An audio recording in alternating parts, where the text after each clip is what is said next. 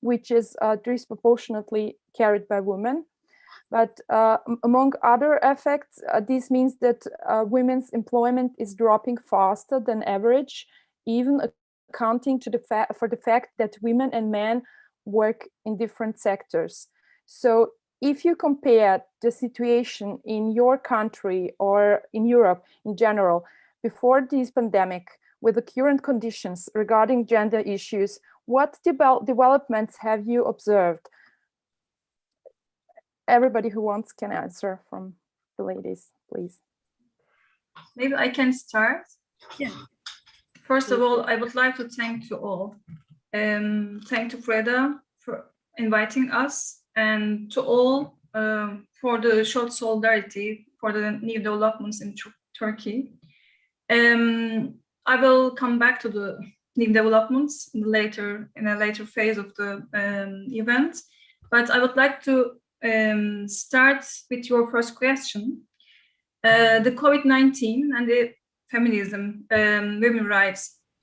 Actually, we can say the COVID-19 pandemic left its mark on 2020 and is unfortunately continues this year as well.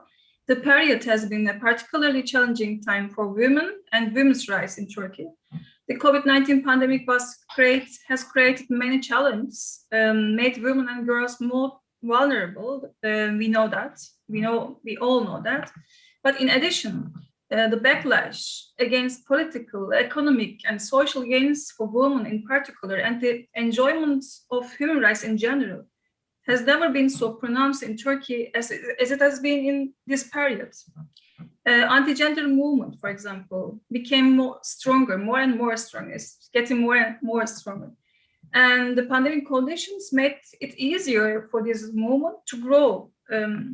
I think I can mention just a few examples.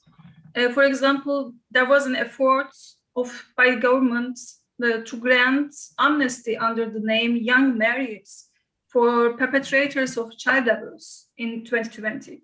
We had another effort to restrict the right of alimony, for example, again in 2020. And then LGBTI, they were blamed for the pandemic in Turkey in 2020.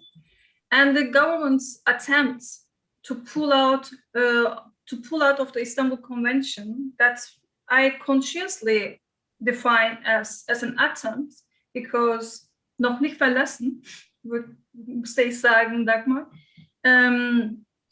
it is not legitimate. The way how they did it, it's not correct. Therefore, is not legitimate either.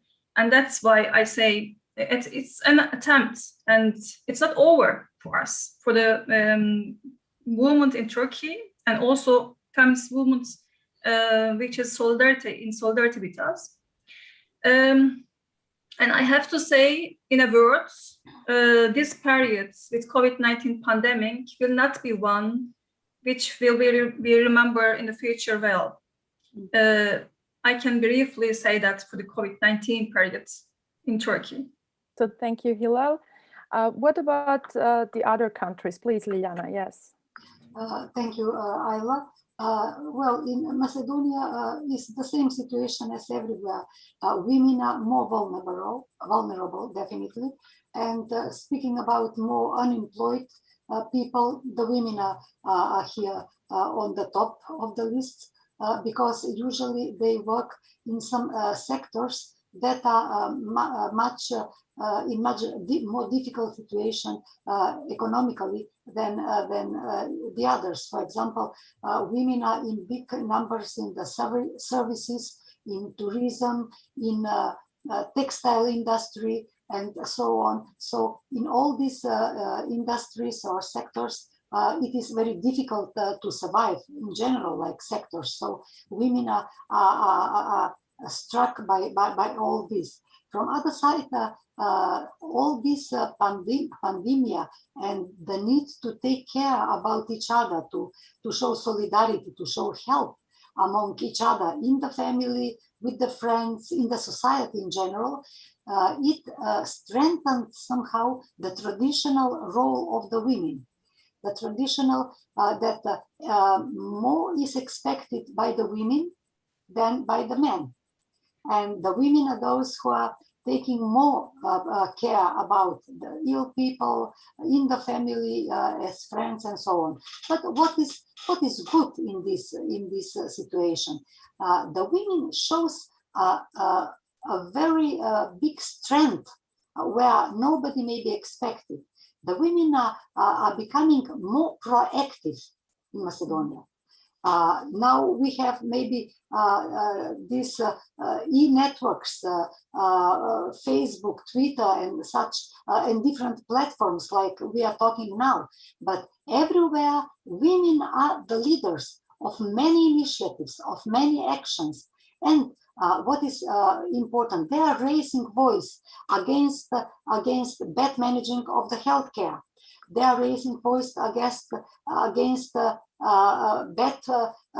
political decisions about human rights, about the judiciary system. But also, women are the leaders in environmental sector, and they are those who first acknowledge that it is very connected, pandemia with environment, and that we'll have to take very serious care for environment if you want to stay healthy and alive. So this women's strength is very obvious and is very activating and motivating for the whole members of the society in my country. Thank you. Thank you. So may I ask 𝗟𝗏𝗃 for to tell us what developments have you observed in Germany or on the European level, for example? I'm probably talking from a rather privileged perspective compared especially to the situation of women in Turkey at the moment. But I think in Germany, the experience during the corona pandemic has been really full of contradictions, because women have been thanked so much here in Germany. We were praised as heroes of the everyday life, as essential workers, as the people holding everything together. I remember there was one week where on the Thursday, there was the International Day of Care Work, on I think healthcare work, and on Sunday there was the Mother's Day.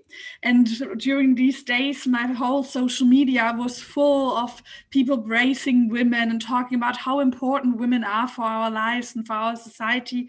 And I mean, they have a point. Like, the consciousness has risen that our whole society and also our economic wealth depends on the work of women, in many, many times the unpaid work of women or the underpaid work of women in supermarkets, in clinics, or in the healthcare institutions.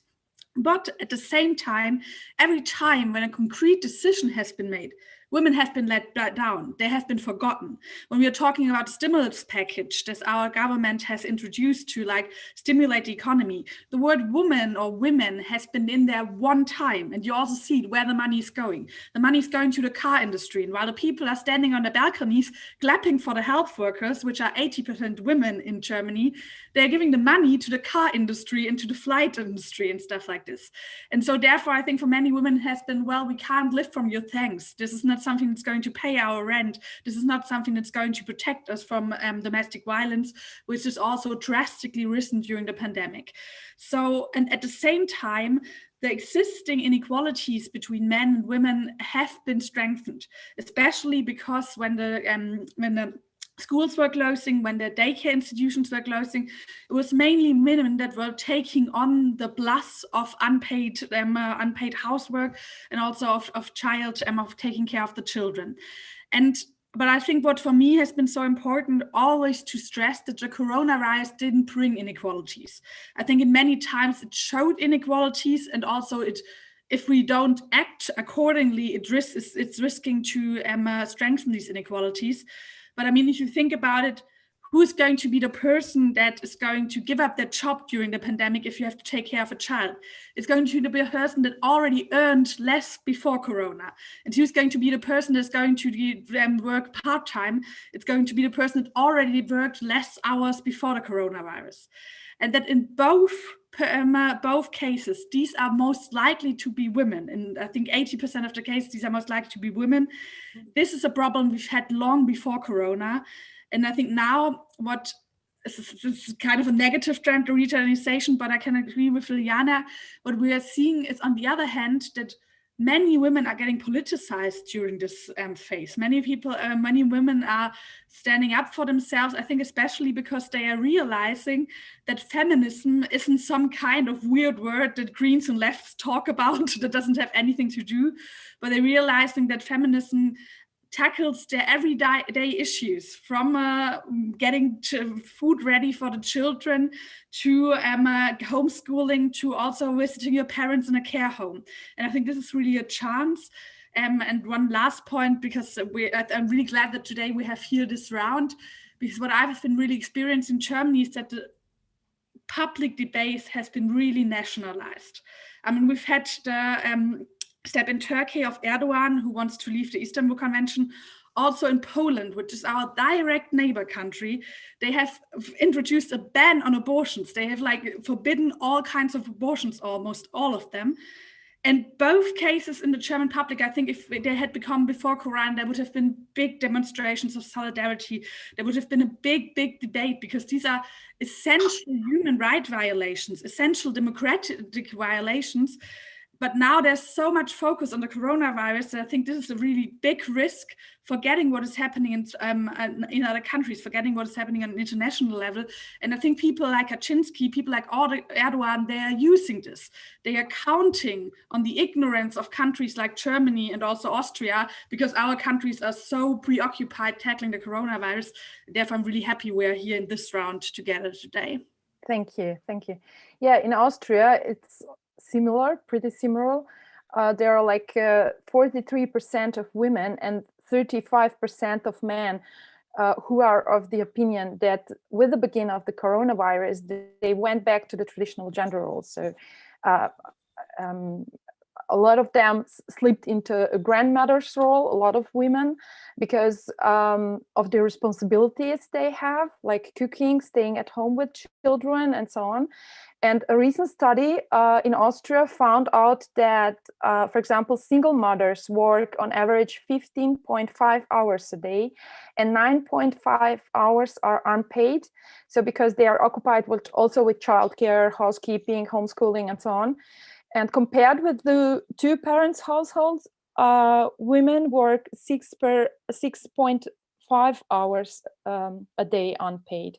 So according to these Austrian studies, so please hold on, 70% of those women said that it has been their only responsibility to keep on and to do all this stuff by themselves. So, and the horrifying thing is that the numbers of women who find it harder to stay positive from day to day, it almost didn't change. It's not very high. Like they seem to be happy with the situation. We could interpret it like that. And the women believe that they have to manage everything, and it's simply their job. So we have evolved, but it seems to me that the ideas of gender have not evolved, at least not enough. So the question now is, why women actually, and what can we do? What are the solutions? What can we do to evolve gender ideas and to strengthen feminism during this pandemic and in post-pandemic period? Okay. Whoever wants to start. Yeah. Okay. I think that, in fact, we have to strengthen each other, although the first role for strengthening is on the state and on the civil movement also, from different points of view, through different kinds of measures, state measures, but also unofficial ad hoc measures of supporting each other, making different networks, like we see that are existing and that are being done through this period, 1 year of pandemic. And also, I think that the feminism is strengthened by the fight of the women in the countries where it is very difficult to fight for feminism, like Turkey, like Poland. I want to congratulate to the women in these two countries, and in each country where they are fighting very hard, very sincere, very difficult for the feminism, but also that means for their human rights. And I think that feminism is in fact strengthened somehow from others. On one side, the traditional role of women are strengthened inside the society in general speaking, but speaking about the feminism, knowing that not everybody is understanding feminism, and that the feminism is a cause of those women and men who understand it. On this way, I can say that this difficult, hard time, in fact, directly strengthened the feminism and solidarity among women all over the world, because the world is global. We all see, we all sympathize, and we all feel what is going around. So I think in some very strange way, the feminism will be strengthened through this difficult period of pandemic. Thank you. Can I have the word after Liliana? Please, please. Because I would like to say a very complimentary thing to what she said. As 𝗟𝗶𝗹𝗷𝗵, I'm from Women for Women's Human Rights Association, and we call it shortly WWHR.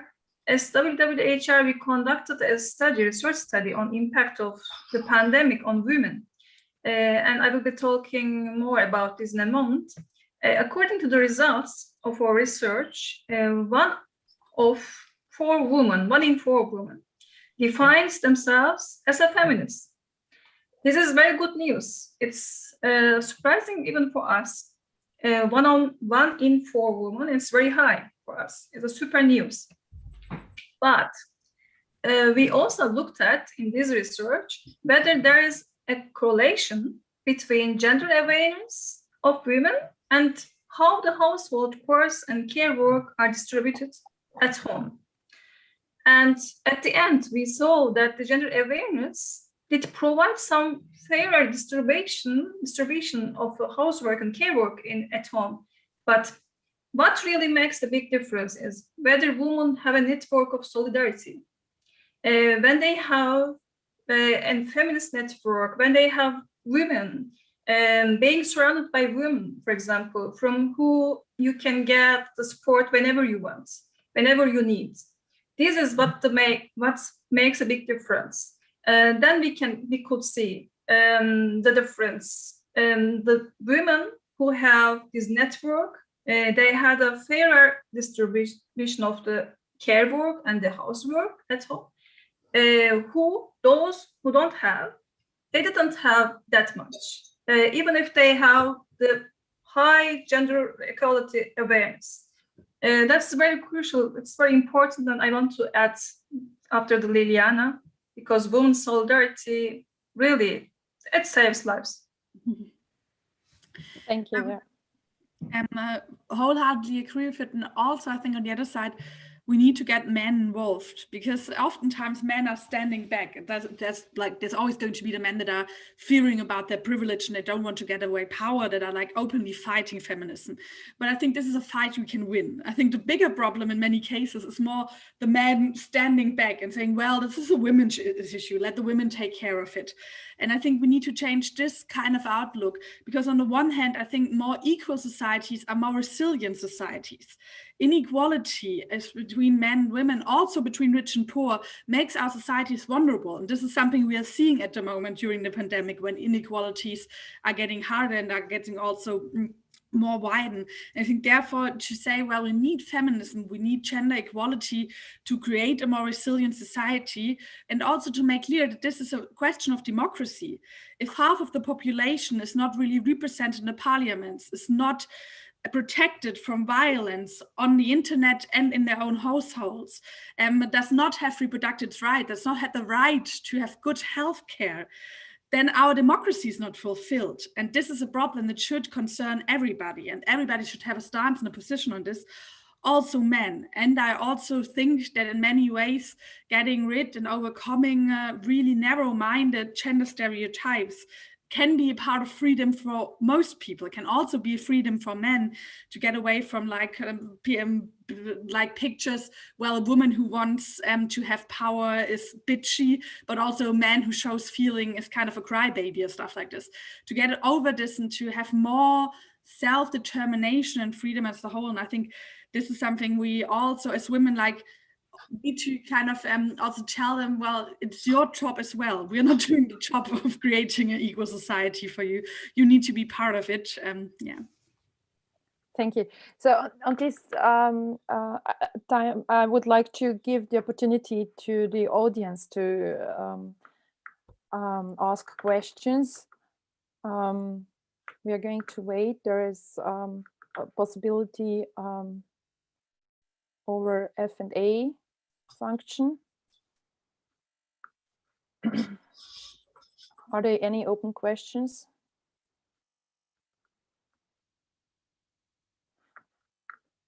So if not, we're going to go on. I would like to pick up on that point what you said, Ricarda. As with most social phenomena, this plays out differently for healthy women than for poor ones.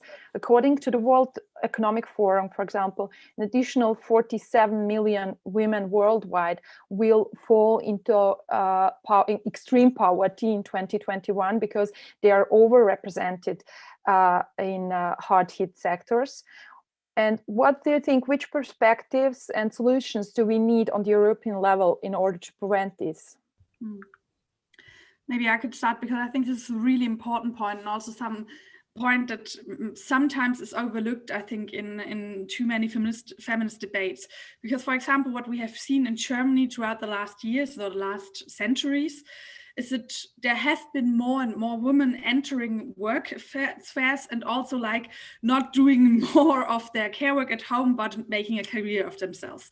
But in these cases, the care work that is not done by them has to be done by other people. And in most cases, these are women, poor women and migrant women that take over the care work. So it's kind of for the success of a little group of women that kind of like are now equal and can find their spot within the patriarchy. Many, many women, and especially poor women, especially migrant women, are kind of paying the price. And I don't think this should be the end goal of feminism, just to like empower and free a few women for the price of many, many other women. And I think therefore this is something we have seen, especially during the coronavirus, because the people that were celebrated as essential workers, they are mostly women in the unpaid or not like really bad paid jobs. For example, healthcare work, also people who are selling within the supermarkets. These are all jobs that are not really good paid. So I think this would be the first thing we need to talk about. I would see 3 points. I think first of all, wage equality. So we need to get the wages within these job segments up. We need to get them to a higher level, and not just say, well, women should get the same wage for the same work, but also the spheres of women, of jobs with a high percentage of women, they need to be paid higher. They need to be paid for what it's worth.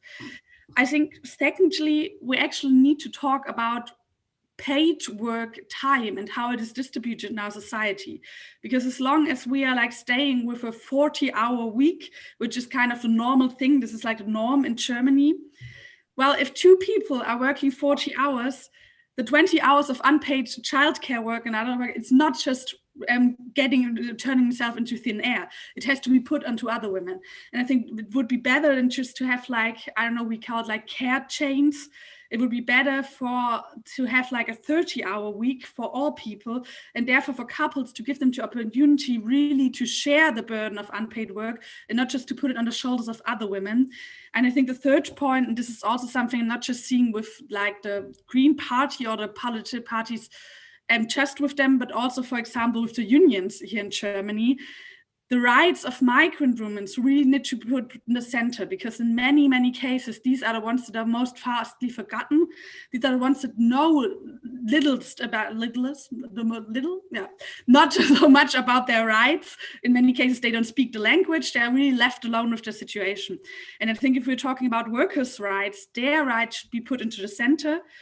And this is also going to be, I think, a debate that gets away. I don't know how it is in your countries, but in Germany throughout the last years, there has been a big debate, and I think a real tiring debate that always gives the impression you have to decide if you are for social security and social justice, or if you are for identity politics, women's politics, migrants politics, anti-racism.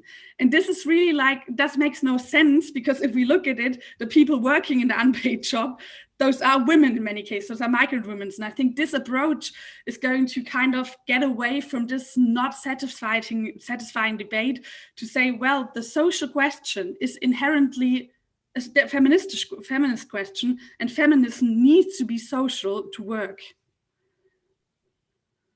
Thank you very much. So what about Liliana and Hilal? How do you think, what do you think about that? You are very right, Ayla, that women very usually work in very hard hit sectors. In Macedonia, for example, it is textile industry and tourism and different services. So they are mostly hit by pandemic. So the women are unemployed, but even those who work, they are hit because of the way of behavior of the employees, let's say, because they are not protected as they should be according to the laws. Of course, in Macedonia we have all the necessary laws, and we have adjustment to European regulative. But when it comes to the inspectorates and control of working of all these businesses, it's not always very bright situation. So we heard here that there are also blackmailing, for example, from some owners of textile factories or from some other businesses where they don't give even all the whole amount of salary to the women, or they are giving and then asking to give them back part of it. So this is very nasty and very ugly, and the movement for the rights of the textile workers is showing these cases. And here we are coming to what Ricarda mentioned, that this is feminism is connected with the social issue.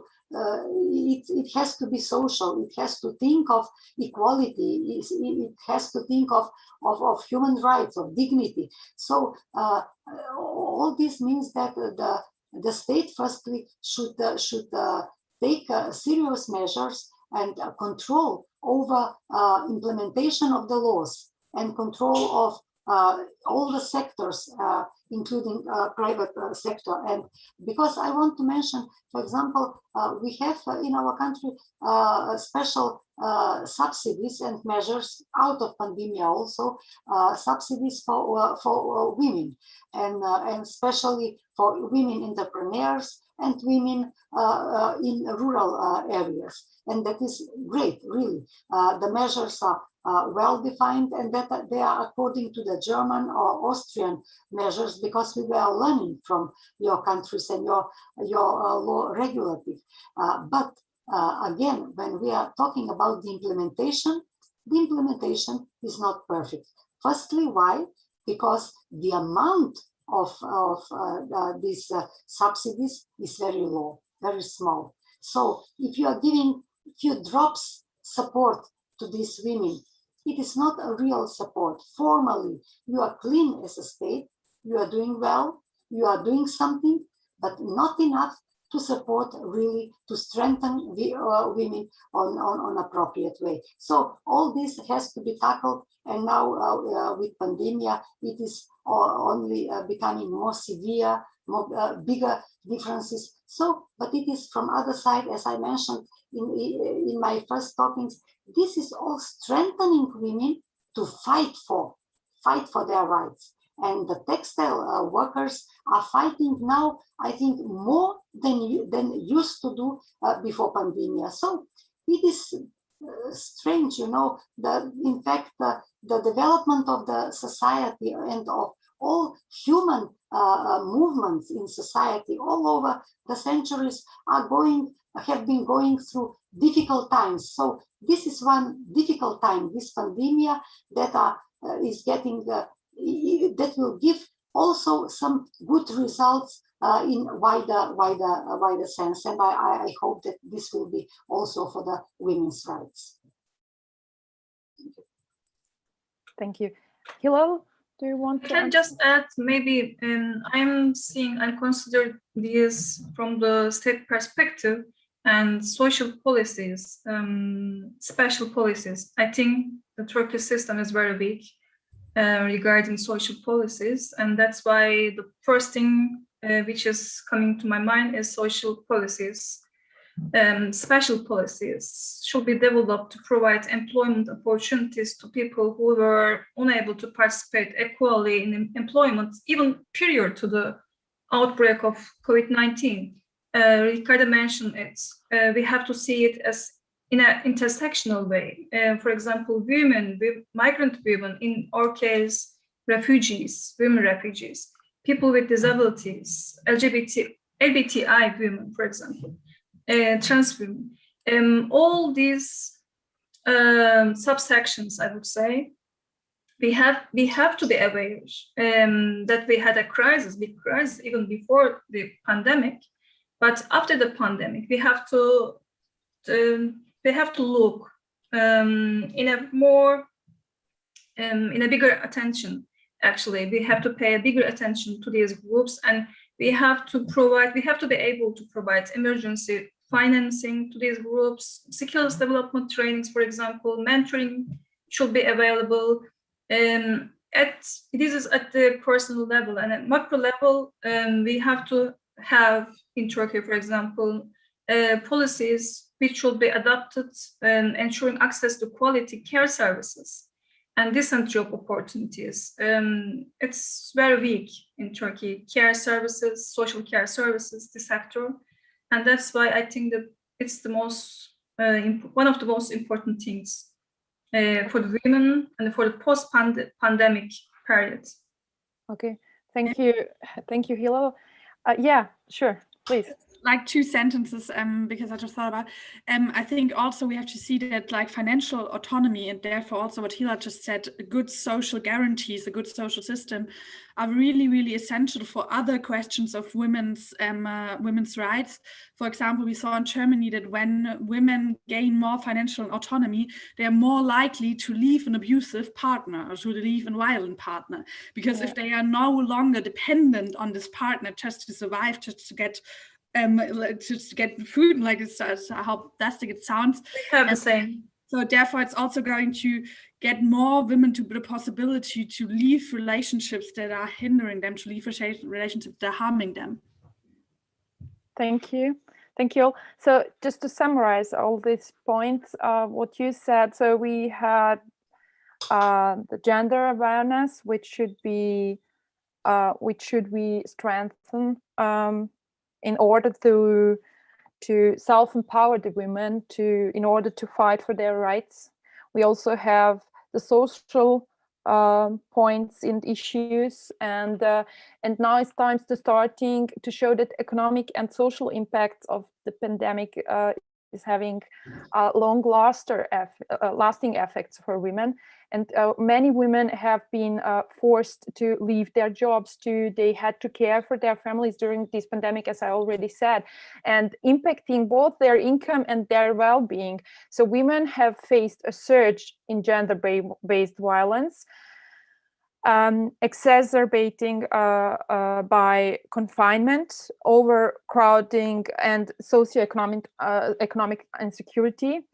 So what long-lasting effects of these gender issues could appear on the economic development on the European level or in your country, for example?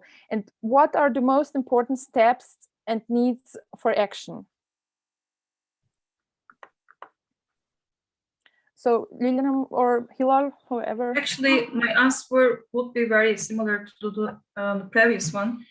I would say investment in social care services should be prioritized while drafting and implementing financial policies for economic recovery. For example, research show that public investments in these sectors would serve multiple policy goals and create a multiplier effect. For example, it reduces the burden of unpaid care work on families, actually on women, ensures the access of quality services, particularly for children, elderly, and people with disabilities. And another one, creates hundreds of thousands of employment opportunities and reducing the poverty, and it's sustainable. It's a sustainable way of creating opportunity of employment. And that's why I would say we have in our association, we have a founder member. She is 𝗵𝗵 𝗵𝗵. She is an academic, and she is a feminist economist, and she has a model, for example, purple economy. When we create in a feminist way, when we design all these social care services and investments in this sector, in a sustainable, it's possible to make it a sustainable. It's possible, and actually there is a model for that. There are some models, other models also. That's why I think it's always important to show the social care services. They have benefits for all, and it's also have profits for the business or for states. I just wanted to add this perspective. Thank you. Yeah, please. Okay, I think that not only investing in social sector, but in general in public sectors, in all public sectors, we as a countries all need investments in public sectors, and I think that now is the right time for the green politicians to make points, because this is something that green politicians are understanding, and most of the other politicians don't. That the public sector is the basis and the guarantee for the well-being and security and democracy of one society and of human beings and citizens of that society. That the state must definitely take care about public sector and make it available for every citizen in the state. And this is in common for European Union, for any other country. Macedonia is still, unfortunately, not in European Union, and I may mention that for us, it would be the biggest step forward if we would start finally the negotiations with the EU, because we are in waiting room for 30 years, and we definitely have to start to go forward and to be able to follow the best practices from European Union and the other countries that have in this sense. And also, I would like to mention another thing. In Macedonia, for example, we have adopted gender budgeting as a system, as a model and as a system. And it is introduced in the general policy for making budgets. We have been learning from Austria and from Germany.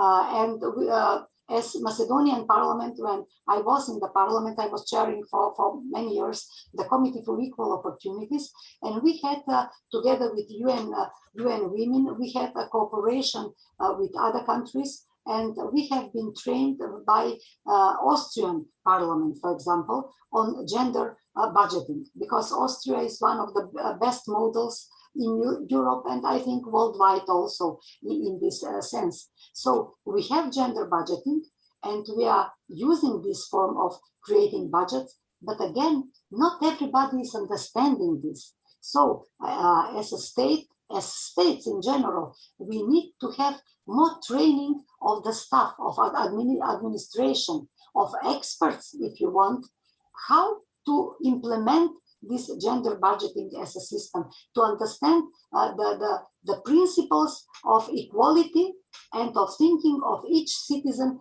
when you create your budget. So this is something that should be strengthened, I think, everywhere. Thank you. So, Ricarda, the floor is yours. Yes, I also think what Hilal and Liana have been mentioning, I think we will need to realize and also accept how much care work and how much unpaid work of women is part of our economy, because in many cases when we talk about and debate about care work, it's more like you look at it from a social perspective, also like almost like altruistic. We are saying, oh, the poor woman, it's so hard for them, and it is hard, and even without an economic perspective, women would deserve better. But I think what we saw clearer than ever before during the corona pandemic is, well, the economy is not working if there's no working health system. The economy is not working if there's nobody taking care of the housework of the people going to work every day. The economy is not working if there's nobody taking care of the children of the workers. So I think to see that this unpaid work is part of our economic system, and therefore also to have it to have the possibility, to opportunity to have it done in a way that is not harming for women, but that is good for women, and also women want to do it. This is really important. One example, because you asked about long-term consequences of the coronavirus and the pandemic. In Germany, 1/3 of the nurses at the moment in one survey said that they are thinking about leaving the job because the pandemic has been so hard for them. Their working conditions have already been really hard beforehand. And well, if we lose our health system, if we lose a functioning health system, this is going to have an effect on the whole of society, and it's also going to have an effect on the economy. So therefore, I think good economics, like economics that work for the future, need to have an gender aspect. And therefore, I'm also a big fan of gender budgeting. I've also I think Germany is also looking to Austria a lot when it comes to these subjects, also on gender-based city planning and stuff like this. I think Austria in some ways is a little bit further than Germany is. Gender budgeting is something mostly talked about in feminist discourses, but not done by our government so far. But we want to change this. We have the national elections this year, and one of our mottos as the Green Party is saying, well, we are running to have a feminist government, to have a government that is really taking care of feminist works, and also, for example, gender budgeting. And I also think that this is a big part of when we're talking about, we are always calling Germany's socio-ecological transformation, like the transformation to climate neutrality, the transformation to a more just economy. We are often focusing our views on jobs of men, on typical men's jobs. We are talking about jobs that are getting lost within the coal sector or within the car industry. And also then we talk about new jobs that are growing within the renewable energy sector or the mobility sector, parts and cars. And all these jobs are really important. But I think we are missing that we already have jobs that are so good for our future, that we have jobs within the care worker system, within the healthcare system, that are not just, oh, we need someone to do it, but they are actually really stable jobs. They are needed forever, I think. They give something to society. They are not destroying our planet, and they can't and shouldn't be digitalized. So they are really safe jobs. And I think if we talk about what are the safe possibilities for people to get during the transformation, because this transformation is scaring a lot of people because they are afraid of job loss, we should also talk about these jobs, but then we need to talk about how to pay them, how to create the conditions that people actually want to do them without getting sick themselves. And I think therefore a feminist perspective can really, really change the way you look onto economics, and I think really make it better, especially in the phase we are now at the moment. Liliana talked about the public sector. I think in Germany, after 16 years of Angela Merkel, we are really experiencing the end of kind of a neoliberal dogma, the thought of, well, the state needs to hold back and the market's they're going to look what is best for the people, and the people are mainly consumers, and the healthcare system needs to be profit oriented, and the public sector should not be wasted too much money on. All these kind of dogmas, and also the black zero we have here, so the state should not give it too much money, spend too much money. All these dogmas are not proving themselves during the pandemic, not proving at all. They're really showing the ugliest face. And I think therefore there's really the chance now to get into a new era where we focus on public spending, where we focus on a strong state and also focus on really justice, equality and gender equality. And I agree with Liana that I think the Green parties, especially in Germany, I don't know so much about the other countries, are really the party that can try to put these ideas into government politics. So thank you. Yeah, well, all the issues that you mentioned are excellent, and I thank you for all these comments and answers. But now I would like to give a second chance to our audience and to invite them to use the Q&A function just to ask questions. Are there any questions? Yes, please, Dagmar. Ja, entschuldigt, ich stelle jetzt meine Frage oder meinen Kommentar auf Deutsch. Es gibt auch die Simultanübersetzung zurück ins Englische. Liliana, if you want to have it in English, just put the English translation at your screen. So, ich möchte noch einmal zurück zu Ricarda. Du hast am Anfang gesagt, und das halt in meinem Kopf nach, wir haben die Demokratie noch nicht erfüllt. Das zeigt sich jetzt in sehr, sehr vielen Bereichen, wie Politik im Zuge dieser Pandemie agiert, zum Teil agieren muss. Da sind wir ja einer Meinung, aber auf der anderen Seite auch sehr viel Handlungsspielraum im Puncto Bürgerinnenrechte sich nimmt, wo wir eigentlich nicht mitgehen sollten oder nicht Beifall klatschen. Ja, das ist also nicht der Punkt. Das ist ein Punkt, der in meinem Kopf jetzt ganz stark vertreten ist. Und der andere Punkt war auch, was du gesagt hast, du wünschst dir eine feministische Regierung, eine feministischere Politik. Wir haben in Österreich das Problem, dass sich gerade junge Menschen und vor allem auch junge Frauen von der Politik völlig im Stich gelassen und nicht gehört fühlen. Und in meiner Überlegung ist, was braucht es jetzt für Role Models? Welche Rollenbilder als Politikerin will ich geben? Der Feminismus und auch die Jugendkultur hat sich ja komplett gewandelt. Das, was junge Frauen jetzt oder wie sie ihre feministischen Positionen vertreten, auch sehr viel im Netz, in Social Media, sind ja ganz anders als die unserer Mütter oder Großmütter.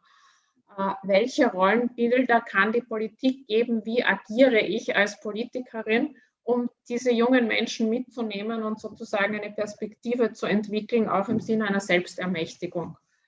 Danke. Soll ich Deutsch oder Englisch? I guess it's better you stay in English, yeah. Not to confuse everybody. Thank you. I'm trying to answer. I think first of all, you were talking about a really important subject that is not just on a channel level, but also on that, and that many young people at the moment are losing their trust in politics. And I think this is a really dangerous development we are seeing here in Germany. I had we are at the moment, because we are preparing for elections, we had focus groups where people don't know who they are talking to, they don't know they're talking to the Green Party, and they were talked about their experiences. And I think I have not seen so much anger and so much frustration directed towards politics for a really long time.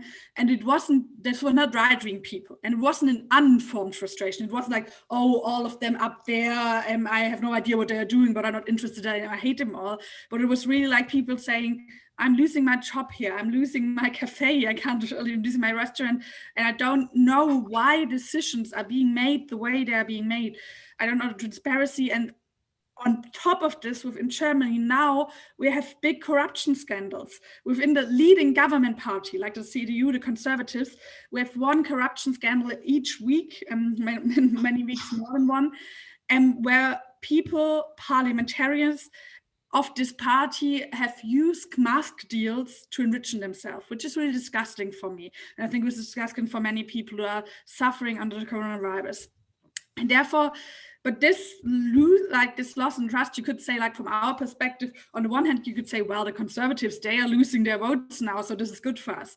But on the other hand, this is damaging the trust in democracy as a whole, because many people are not making a difference and not saying this is the one party, but they're saying politics are losing us. Politics are not like being oriented on the general wealth. And I think therefore, first of all, we need to have really good rules implied on transparency of what influence lobbies should have, on how political decisions are being communicated, where they're being taken. They have to be taken place in the parliament, not in some minister meetings and stuff like this. And I think this really like to strengthen our democracy and also strengthen the trust at the moment is really important, because for all the challenges that are coming in the next years, the climate crisis, most of them, you need so much trust to your politics, because we need really high-scale measures. We need really measures that also is going to tackle the life of many people. And if those people don't trust politicians, they're not going to be able to accept them. And I think, therefore, this is a really important point at the moment. Also, the question, like you talked about young women, who sees themselves within politics, who sees themselves within the parliaments we're having at the moment. I had this experience. I was one time in a talk show, 𝗟𝗶𝗹𝗷 called, and I was like the only young woman, and there were like 4 men in their 60s next to me, basically. And afterwards, so many women texted me and wrote to me, well, it felt so good to see someone like you there. I felt so, like I felt represented, I felt seen, I felt the interest of my generation, of our generation seen. And we also see this at the moment with our spokesperson, Annalena Baerbock, who has 2 children. I think she's 40, so she's not like young, but for German politics, that's still rather young. And she talked really openly within the coronavirus about her experience with her children, what this is doing to her. And many like women have taken so much trust and so much strength from this to say, well, I feel like you're a person I can connect to. And I think this is really important for us to tell our stories, to build a connection, to show what politics is about in your everyday life, to make it less like something so far away from everything my life has to do, and put it more into this. And I think those are 2 ways of kind of strengthening, and also to let the young people in the parliaments. I mean, I'm running for parliament this year, and within like the Green Party, which is the youngest of all parties in Germany, at the moment, our youngest parliamentarian is 34. So this, like, it's still, well, we have a long way to go to get other people, more diverse people, more young people within the parliament. Maybe I can add something to this discussion. I think social welfare is covering some of inequality issues, gender inequality in countries, in countries like Germany, in Austria, in other countries maybe, when we can say social welfare is good, in a good situation, then it's maybe it's more difficult to see the effect of gender inequality in the society. But in this position, I'm not sure I could consider it as we are lucky or unlucky. For example, in countries like in Turkey, we have to be politic as women. For example, you can in midnight you can hear that your government can withdraw from a very important convention, which is protect women. And when you experience this, then you have to be politic. But in your country, in countries like yours, I think it's more difficult. And in that moment, maybe you have to look at, again, the old slogan, the person is politic, maybe to attract the young woman, the attention of young women to the politics and feminism and feminist politics. Maybe we have to pay more attention to personal sphere, personal spaces, because I'm sure the young women have problems in the personal lives, which is related to gender inequality. Maybe we can talk about it. Maybe we can start from that point. Just came to my mind. Thank you, Hilal. I think there is one more question from Susanne. So she's now with us. So Susanne, please go on. You can ask your question. Just, we can't hear you. Susanne, are you with us? Yeah, I now. think her microphone is on red, so maybe she would need to switch it on herself. Yeah, there is, I think there is another question from another Susanne. May I read it for you? A question to all speakers. To what extent do you see a change of your country's political system as necessary to progress on the path of the goals of gender equality, social justice, combating climate change. Example, give citizens more power in decision process, capitalism, and if applicable, do you have concrete plans for that? So please, Ljiljana, yes. I think the answer is very simple. We all need more green politicians in the government, being empowered and on local and national level. That's the answer. Because all these problems that were tackled in the question, in fact, are connected with the green ideology, with the green programs, with the green vision and mission.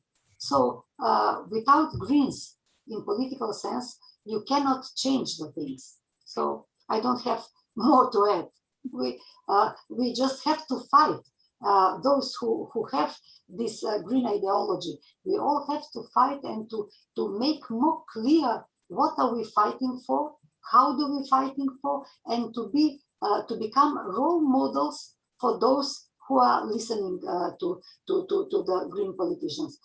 So that's why the decency, anti-corruption fight, being honest, being normal as a person is so important, because that's the only way how you can get more people who will trust to you personally, and through you, through many such green politicians, to trust to the green politicians in general, and to vote more for the green idea. Without that, we'll have all these deviations in the society. Thank you. Yeah, please, Ricardo. Yeah, I think this is a really good question. I would maybe like a little bit separate a little bit on the democratic level and then on the economic level. I think on the democratic level, this is a big debate in Germany at the moment, and there's especially on how to get more people directly involved in politics. What we are proposing as the Green Party now is a system called Bürgerinnenräte, because we feel like if you have I don't know the English words to do things, so maybe you just need to kind of get the sense of it when I'm telling about it. One idea of direct democracy is called Volksentscheide, and this means the whole public is giving a decision with a yes or no answer. So you say, well, do you want to, I don't know, plant 2 million trees or something like this, just an example. And then the whole public can vote on it. So it's a direct vote of the people. But I think in many ways, this is not really tackling the issue that we have as a society at the moment, that there are too little like discussions within the whole of society where people are getting together, really exchanging their opinions and working on something together. And you just say, well, it's yes or no answer. And what we want to do is Bürgerinnenräte, where people are kind of like chosen by incidents. So it's like people are put together and they should be representative of the society, but then it's just normal people, not some people that are applying and saying, well, I want to talk here because our experience is it's going to be mostly, well, this is a little bit flat now, but mostly rich men that apply to those things when you just say, well, who wants to talk about the subject? But they are chosen randomly, but are being representative of society. And then they're getting into a process where they're really discussing about what does this mean for our society. For example, Ireland had this project when it comes to abortion rights, and it was really successful. Before, and they had a really heavy ideologically laden debate in Ireland about abortion, and there people from all parts of society came together and really talked about what does it mean for women, what does it mean for the healthcare system. And I think those debates, rational debates with the whole society, this is really important to introduce this more within our democracy.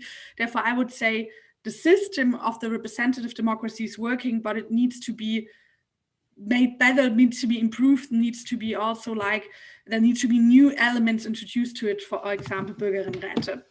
And then to the capitalism question.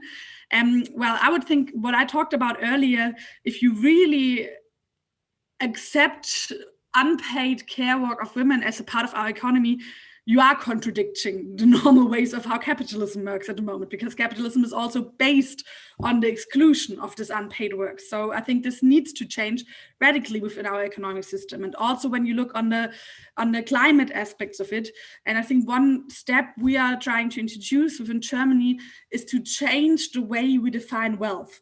Because at the moment, wealth is mainly defined by the Bruttoinlandsprodukt, which is just like with a really narrow-minded economic view. So how much each person earns and how much a productivity gives. And we want to have a new measurement of wealth where ecological aspects, justice aspects, equality aspects are put into this, and then to kind of not like to orient our economic policies on these new measurements of wealth and not just on how much one person was productive in 1 year. And I think this would really change the way we experience it in Germany. I don't know, maybe same in your countries. Debates about capitalism and also debates about economic change are really hard sometimes because they are so fastly put into, well, you say we need to change how things work because at the moment the things are preventing us from protecting our planet, and the other person's like Stalin. And this is so, therefore it's like really hard sometimes. But I think this is also changing at the moment where we can really say, well, let's not just talk about labels, and of course we don't want to go back how socialism worked in Germany and how it like prevented so many people from freedom and how many people it killed. But we need to talk about an economic system that works within our planetary boundaries, that works for women, that works for the whole of society. And these needs to have radical changes also. Yeah, and in my opinion, I would just add a small thing. There is a fact. There is a group of women who take care about all these feminist policies within the European Council. But however, I think that probably we need a kind of feminism in all policies, like on every level, European and national and supranational level. Probably that would be also a kind of solution, which should be also sustainable and future-oriented. So are there any questions or more questions? So if not, you have the possibility to put your questions in chat function, so we can go on. Well, the ongoing stay-at-home measures and coupled with the added economic strains clearly left their mark on the women, and women's rights too. So probably we should also talk about the legal bearings of the coin. So talking about recent developments, what Dagmar mentioned a few days ago, thousands of Turkish people protested after the Turkish government withdrew from the world's first binding treaty, so-called Istanbul Convention, and protecting women from violence. And can you tell us your opinion on these issues and in connection with the economic effects, or how do these issues intersect, or are there any intersections? I would like to ask Hilal to start with her presentation, which she prepared for us. Thank you. Thank you, Aida. I mentioned before that we had a research study on impacts of COVID-19 on women. Maybe I can give an overview from this study. Just briefly, I can share my presentation before. Yes.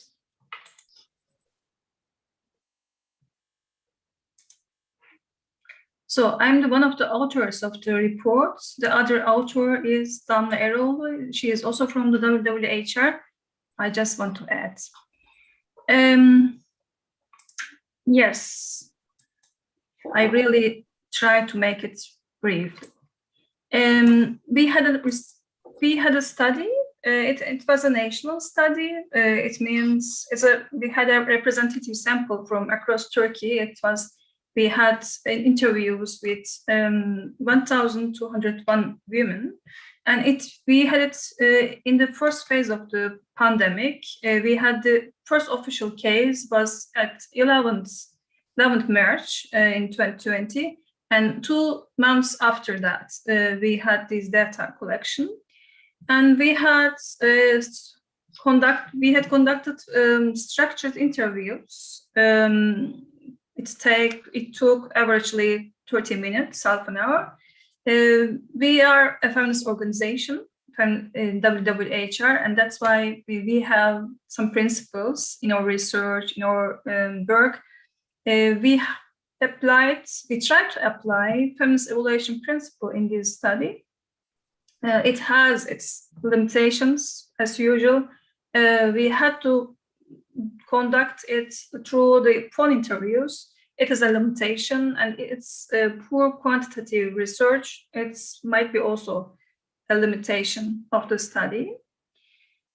The aim of the study was actually we adopted a right-based approach to focus on how the COVID-19 pandemic and restrictions on public spaces were impacting women.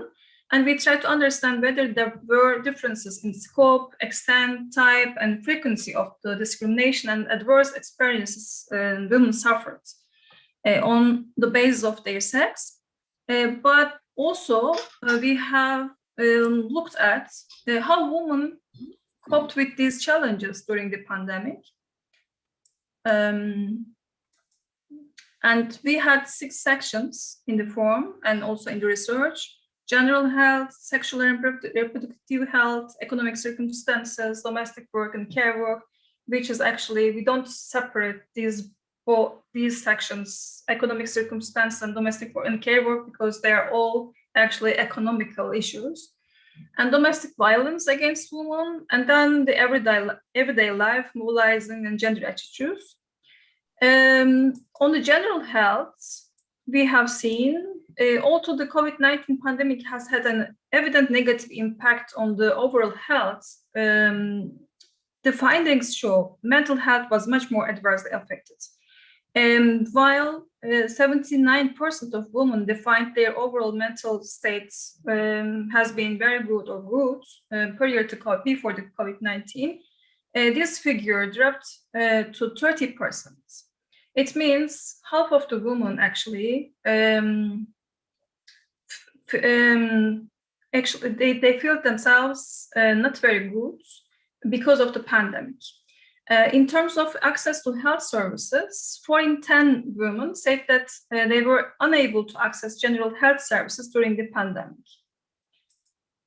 And then sexual reproductive health, we have seen 7% of the women needed to see a gynecologist during the pandemic for health concerns related to sexual and reproductive health, but just 6 in 10 just 4 in 10 were able to do that. 6 in 10 who needed to see a gynecologist were unable to do it. And at the end, we have seen 1 in 3 women were unable to find any solutions in the section of sexual and reproductive health. I just move quickly to the other sections. And only 16% were able to access institutional support from health workers in sexual and reproductive health. About economic circumstances, we have seen one fourth of women who were employed before the pandemic were excluded from employment after the pandemic. The employment status of the spouse partner was affected also. For example, 21% of households, the spouses, partners were excluded from the employment. And the households, when we look at the households, we can see 1/3 of households were affected. At least one household member, other than their respondent or their spouse, had been affected through the pandemic. And in short, we can say 3 in 4 women experienced economic problems after the outbreak of pandemic, and 1 in 3 women who had economic problems were unable to resolve them. Domestic work and care work. It's one of the most desperate sections. While 16% of women spent more than 4 hours on domestic work prior to the outbreak, this figure climbed to 42% during the pandemic. 95% of women remained as the family member who had the primary responsibility for domestic work. I would like to come back to Ricardo's comment on participation of the men in domestic work and the care work. We can, for example, we could say in our case, 5%, only 5% participation in the domestic work during the pandemic. And in short, we can say 72% of women stated that they experienced problems with household tasks and care work. 1/3 they requested support from their partners, and 1 in 4 requested support from their children, and 10% from other person in the household. And violence, domestic violence against women. We actually, in the interviews, we asked all women whether they experienced any kind of violence, but we didn't use the terms violence, abuse, and the other words related with violence. We had we had just the behaviors. We read the behaviors, and we asked whether they experienced these behaviors before the pandemic and during the pandemic. And from these actually interviews, we have these findings. 97% of women who had a spousal partner reported they had experienced at least one type of the violence. It's most of the big part of that is psychological violence. And we have seen after the pandemic or during the pandemic, 96% of women reported they have at least one type of violence at home. It is very surprising, even surprising for us, because almost, we can say, almost every woman who has a spouse or partner experience violence at home. It's really, we were really surprised with these figures. And we had also findings about women who don't have a spouse or partners, who don't live with a spouse or partners, but they live, who live with a household member, at least one household member, which is older than 15 years old. And according to the findings, they said they had experienced violence, at least one type of violence, 44% prior to COVID-19 and 45% during the pandemic from the other members of the household. It was the father, it was the brother, it was in some cases the mother, but the mostly father, brother, son, and mother, the members. And when we take all the figures together, the women who have a spouse or partner and who don't have a spouse or partner in general, the rate of women who experience at least one type of violence from either a spouse or other household member, the rate is 73%. Women experience at least one type of violence prior to COVID-19, and surprisingly, we have the same figure during the pandemic also. 73% of all women have experienced at least one kind of violence. And another finding which has surprised us, the respondents who state they experience violence as a problem, only 1% of women they could go to apply public institutions for their problem concerning violence. It's too low, almost nothing actually. What does this research tell us?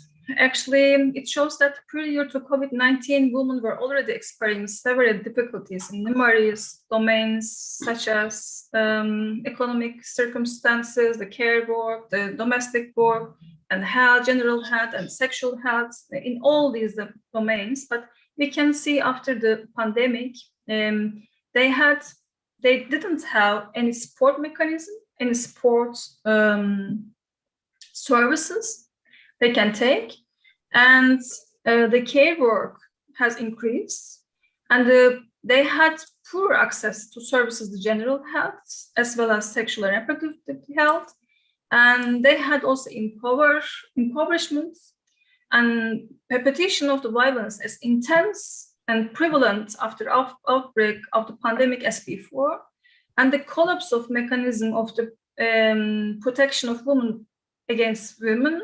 We had it also in Turkey, and we can see in Turkey we had measures about pandemic, special government measures, but only 8 measures. We had, I think, 30 measures on pandemic. Only 8 measures were gender sensitive. And for example, in care work, about care sectors, we didn't have any special measure on that. When we consider all this together, we can say, we can understand the first finding of the research. The half of the women don't feel themselves good and very good due to pandemic, because they cannot. In these conditions, they cannot feel themselves good or very good. And that's very understandable. Which the findings also say. Actually, I had very brief in this presentation because we have a long report, it's 160 pages, and we have the English translation also available in eine Woche, wollte ich sagen, in a week. And I can, if you are interested in this report, I can share the English version of it. That was a pretty small summary of it. Yeah, thank you, Hilal. And this is a 𝗟𝗶𝗹𝗷. Thank you. Well, these are really horrifying numbers. I mean, yeah. Let us go to Liliana or Ricarda, whoever. Yeah, Liliana, please. Yes.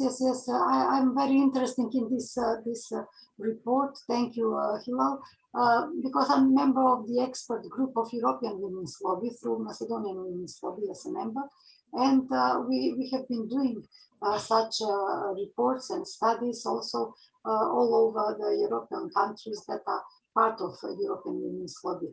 So the numbers are not so high in general, if I remember. But in general, the problem is the same, that in fact, as you mentioned, the mechanisms to protect women against violence are collapsed, if not 100%, in some percentage, definitely. And this is again the problem of weak public services, because if we would have states with strong public services. That's the point, Liliana. As we, as people with green ideology, believe that it's necessary to be done, then we wouldn't have such bad numbers. We wouldn't have so many victims, because all these women that you have been mentioned are victims. Their human rights have been violated, and they are not protected by the state. That means that from your study, from your words, we can make a conclusion what is necessary to be done. And I will just mention about Macedonia, because this pandemic, in fact, caused many deviations everywhere in the world, in my country also. One such deviation with violation of human rights, especially of women's rights, was a scandal by the name Public Room. What was it? It was a platform on Facebook where few thousand people are connected, a network of men who have been sharing among themselves pictures and debates about certain women, about living women, their neighbors, friends, relatives, whatever, and they have been sharing this. So this was also with some elements of pornography, but not so much, but mainly focused on women, on their dignity, on humiliation of women in general. So it was a huge scandal, the first of such type in Macedonia, and the women stood up very firmly with demonstrations, with claims to the government, and the government had to respond. And they started the procedures, and the public prosecutor also had to start. But again, it is not so strong, so decisive as we, as women, and as everybody who is fighting for human rights would like to see. But anyway, sometimes such scandals or such deviations and bad things in the society are clearing up the mind of the people. So in this case, not only the feminists are fighting, but also the general public, everybody who has a normal sense of decency, of human rights, and of protection of these human rights. So it was a very bad example, but I hope that finally with resolving it, will be stronger as a society, and the women in the society and the feminism in the society will be stronger. In fact, this example is following the examples in other countries. What was happening in United States of America before with the big campaign, Not Me, with other countries. Now we are seeing similar things in some Balkan countries. So these cases, we have to turn off these cases from making women victims to making them heroes, fighters, and victors. So we have to use such cases. Thank you. So, Ricarda, please. Yeah, first of all, thank you very, very much for the study, and I would also be really interested, like in the English results. I thought was for me was shocking, even though it's not totally new, but I think the numbers on domestic violence, this is really, really hard. And also compared to Germany, we had a surge of domestic violence during the pandemic, but this is nothing compared to Turkey. And I think this makes it so much harder to think about what Erdogan is trying to do with the Istanbul Convention, to take a time in which domestic violence is on the rise and where so many women are so vulnerable and are so protectionless, to take this time to basically try to legalize domestic violence, because this is what the abolition of the Istanbul Convention or the leaving of the Istanbul Convention is trying to do. This is really horrifying. All the more it is important to fight against it. And thank you for you, Hala, and all. You're welcome. You're welcome. I think your point is very important, and Liliana's point also. Yeah. The Istanbul Convention is so valuable for us because it provides a framework, a comprehensive framework, how to protect women in a system, in a systemical way. And that's why we say we don't leave Istanbul Convention, noch nicht, not yet. We will try. The woman movements in Turkey is very strong. It is the strongest actually movement in Turkey now, and we don't give up. No, it's not so easy. We will struggle. I think the point Liliana made before, it's so important. We all feminists have to stand together in that point and show solidarity to each other. And this time, Turkey, the feminist movement in Turkey, need the solidarity. Maybe tomorrow in Germany, maybe tomorrow and the other day in Macedonia and the other countries, we should be there for each other at these difficult times. And that's why I want to say again, we need the solidarity of the whole world, whole global women movement at this issue, because we've struggled still. Yeah, thank you. It's not over. Yeah, we see a lot of plenty of regimes where entire societies and are built around these these alpha male. That's what I wanted to say. Sorry. So how about pulling back the curtain and on that and seeing what lies behind this alpha male? But we are running out of time. I would like to conclude all this nice discussion. We also choose very big theme. So the last question would be, could coronavirus disadvantage women even more in the post-pandemic period, or are they or are the women the stronger ones who can handle with the whole crisis and with their post effects on mental health? I start? Well, I think this depends on what politics is going to do now. I think it's not like there's not one way. The pandemic, it's kind of like we always call it by uns a Brennglas. So it's kind of an enlarging glass, something like this. It's not something that is genuinely going to worsen the situation of women or generally going to better the situation of women. But the question is what politicians are willing to do now. And if we don't do anything, if we just lay back and keep doing what I think in Germany the government has done so far, then the situation of women in the pre-pandemic is going to be worse. More women are going to be poorer, more women are going to leave their job, more women are going to be affected by domestic violence. But if we see this as a chance to see the vulnerabilities of our systems, of our public systems, of our financial system, of our economic systems, and try to change them, then we can get into a more equal future, into a more resilient future, and also into a feminist future. So, and I think in Germany this year, there are the national elections. So for us, these national elections are going to be about these decisions. Is everything going to stay the same and therefore get worse? Or are we taking the opportunity to make it better and to make it more feminist? So it's also going to be in a feminist election.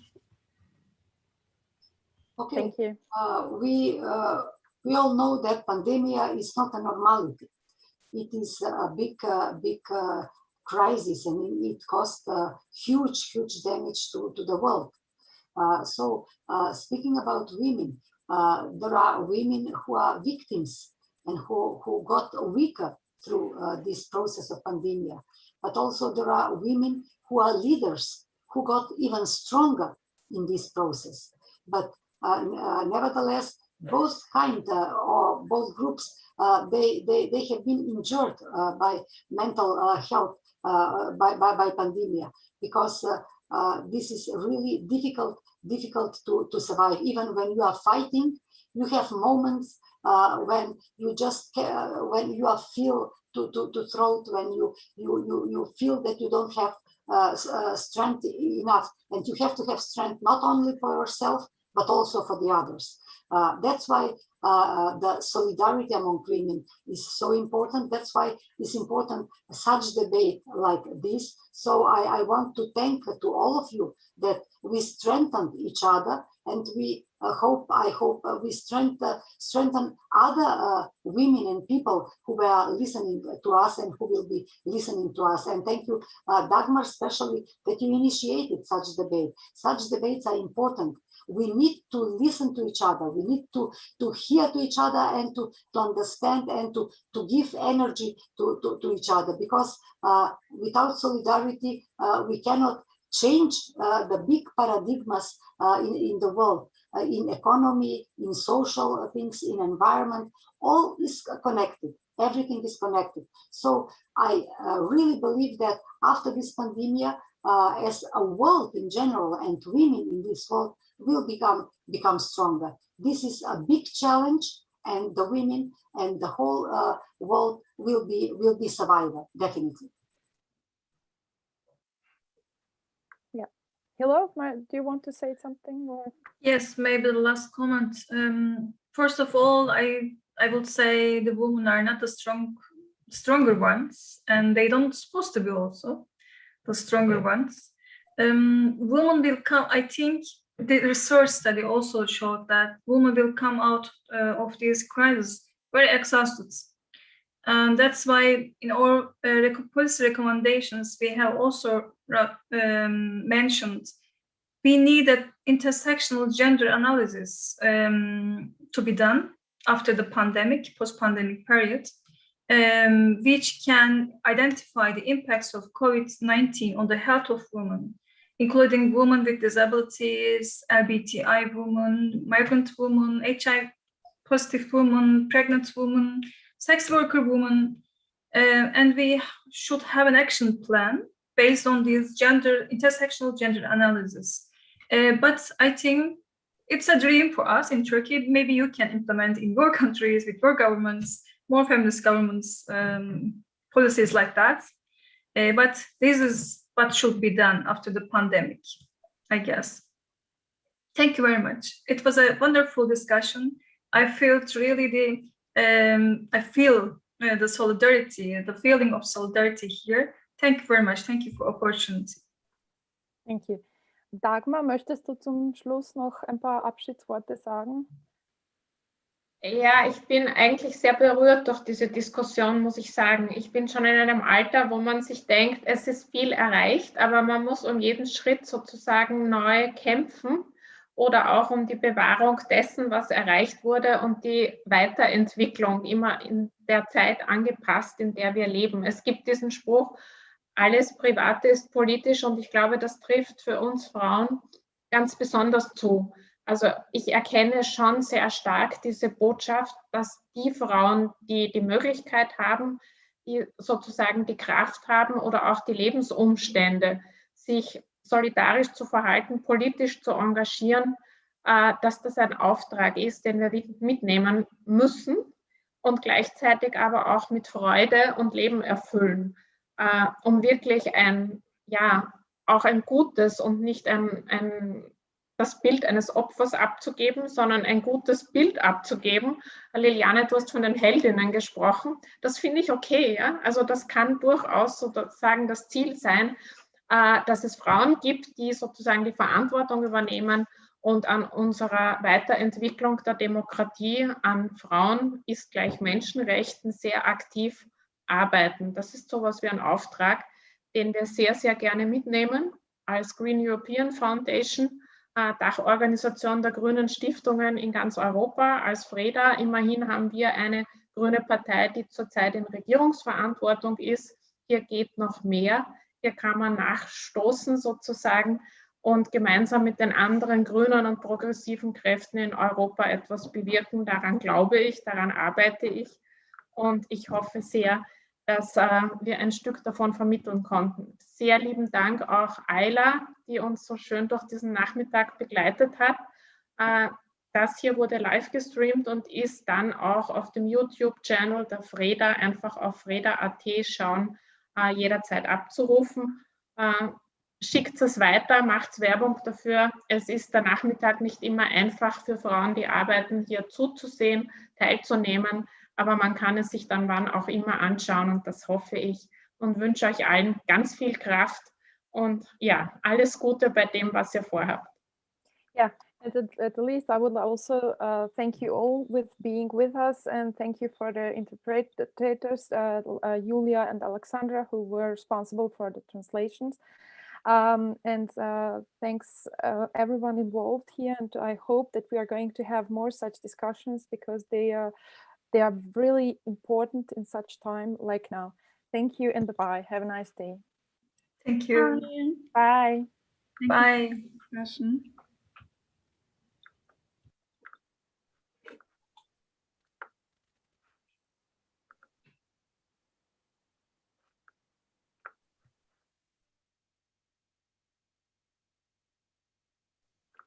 So, ich glaube, das wird nicht mehr aufgezeichnet, soweit ich das mitbekommen habe. Das heißt, wir können im Grunde genommen jetzt alle aussteigen.